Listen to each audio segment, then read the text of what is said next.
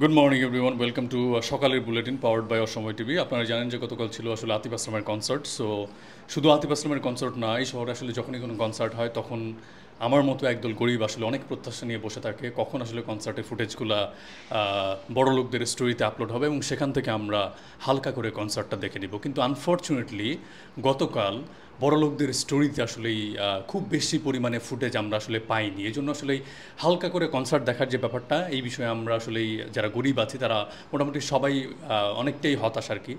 So এই হতাশা থেকেই স্টোরিতে কনসার্ট দেখা সমাজের একাংশ আজকে সকাল একদম ভোর 5টা থেকেই শাহবাগে হচ্ছে গিয়ে আন্দোলনে নেমেছে এবং তারা বিক্ষুব্ধ জনতা আসলে শাহবাগে এক ধরনের ভাঙচুরও চালায়। সো সেই বিষয়টাই আমরা আসলে আমাদের নিজস্ব প্রতিনিধির কাছ থেকে জানার চেষ্টা করব। সেখানে আছে আমাদের নিজস্ব প্রতিনিধি চুদির ভাই প্রোম্যাক্স। আমরা সরাসরি কথা না বাড়িয়ে চলে যাচ্ছি চুদির ভাই প্রোম্যাক্সের কাছে। চুদির ভাই প্রোম্যাক্স, আপনি কি আমাদের শুনতে পাচ্ছেন? চুদির ভাই প্রোম্যাক্স, আপনি কি আমাদের শুনতে পাচ্ছেন? জি জি সালাউদ্দিন, আপনাকে শুনতে পাচ্ছি আমি। আচ্ছা, একটু আমাদেরকে বলবেন যে আসলে ঘটনাটা কি হয়েছে ওখানে আসলে মানে জনতা আসলে এত বিক্ষুব্ধ কেন ওখানে আসলে ভাঙচুর বা এইসব এই জিনিসগুলো আসলে কারণটা কি একটু আমাদের যদি একটু খুলে বলতেন আর কি। আপনি অলরেডি অবগত আছেন যে গতকাল ছিল আতিফ আসলামের কনসার্ট। সো যখনই আসলে শহরে আতিফ আসলামের কনসার্ট হোক অথবা অন্য কোনো শিল্পীর কনসার্ট হোক, একদল গরিব মধ্যবিত্ত আসলে সবসময় অধীর আগ্রহে বসে থাকে যে কখন বড় লোকরা কনসার্টের ফুটেজ টুটেজ আপলোড দিবে, সেখান থেকে তারা হালকা করে কনসার্টটা দেখে নেবে। কিন্তু আনফর্চুনেটলি গতকালকের কনসার্টের তেমন কোনো ফুটেজ আসলে বড় লোকদের স্টোরিতে না পেয়ে তারা ইনস্ট্যান্টলি হচ্ছে গিয়ে খেপে যায়। সেই ক্ষোভ থেকে তারা আসলে আজকে সকালবেলা শাহবাগে জড়ো হয়েছে, এই আন্দোলন তারা চালিয়ে যাচ্ছে এবং তাদের দাবি আসলে একটাই, তারা এটা বলেছে আমাদেরকে যে তারা চায় যে কোনো ধরনের কনসার্ট হলে বড় লোকদের জন্য পর্যাপ্ত পরিমাণে ফুটেজ বিভিন্ন অ্যাঙ্গেল থেকে বড় লোকদের স্টোরিতে আপলোড করে সেখান থেকে তারা যেন হালকা করে হচ্ছে গিয়ে কনসার্টে ফিলটা নিতে পারে। এই এক দাবি নিয়ে তারা হচ্ছে আন্দোলনটা চালিয়ে যাচ্ছে।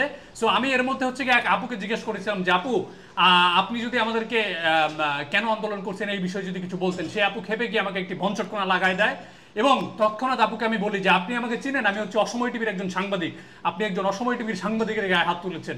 এটা বলা মাত্রই আপু আমাকে আরেকটা বনচটকোনা লাগায় দেয় এবং বলে যে দ্বিতীয় বনচটকোনা তিনি আমাকে দিয়েছেন শুধুমাত্র আমি অসময় টিভির সাংবাদিক বলে। এই বিষয়টাও সালাউদ্দিন আপনার মাধ্যমে আমি অসময় টিভি কর্তৃপক্ষকে জানায় রাখলাম, তারা যেন এই ব্যাপারে আসলে যথেষ্ট ব্যবস্থা নেয়। অসময় টিভির একজন সাংবাদিকের গায়ে হাত, এই বিষয়টা আসলে আমি জানি না অসময় টিভি কর্তৃপক্ষ কিভাবে নেবে, আপনারা বিষয়টা একটু দেখবেন। এই ছিল সর্বশেষ আপডেট, আর তেমন কিছু জানানোর নাই। শাহবাগ থেকে চুদির ভাই প্রোম্যাক্স, অসময় টিভি। আচ্ছা, যাই হোক, বঞ্চটকোনা খেয়েছেন ভালো কথা, আশেপাশের কোনো একটা হোটেল থেকে 20 টাকার হালুয়া দিয়ে নাস্তা করে নেন এখন। আর যেখানে সেখানে আপনার মাইকটা হান্দাই দিয়েন না, মানে মাইকটা যাকে তাকে ধরেন না আর কি, তাহলে বঞ্চটকোনা আরও 2-3টা বেশি খাইতে পারেন। বঞ্চটকোনা না খেয়ে হালুয়া খান। দর্শক, আপনারা শুনলেন যে আমাদের নিজস্ব প্রতিনিধি চুদির ভাই প্রোম্যাক্স সে শাহবাগ থেকে আমাদেরকে বিস্তারিত জানালো।